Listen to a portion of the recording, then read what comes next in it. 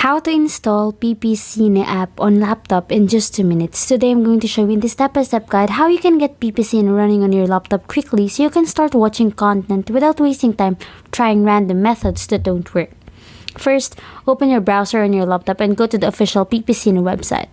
This is important because the app is not always available through standard laptop app stores. Once the site loads, look for the PC or desktop version download option and start the download. After the file finishes downloading, open it and begin the installation. Follow the on-screen steps and allow the app to install on your device. This process usually takes only a few minutes. Once completed, launch the app from your desktop or apps list.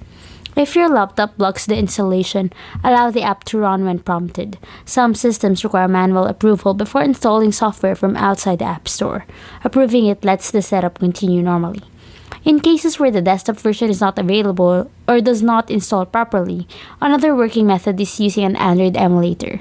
Install the emulator on your laptop, open it, sign in, and download PPCine from inside the emulator's App Store. This allows the app to run the same way it does on a phone.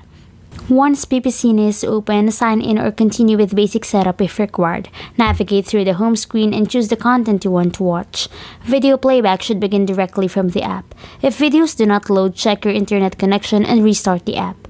Keeping the app updated also helps prevent playback or login issues.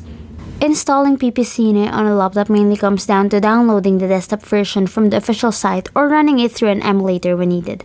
Once installed, you can browse, stream, and manage content just like on mobile without needing to rely on a phone.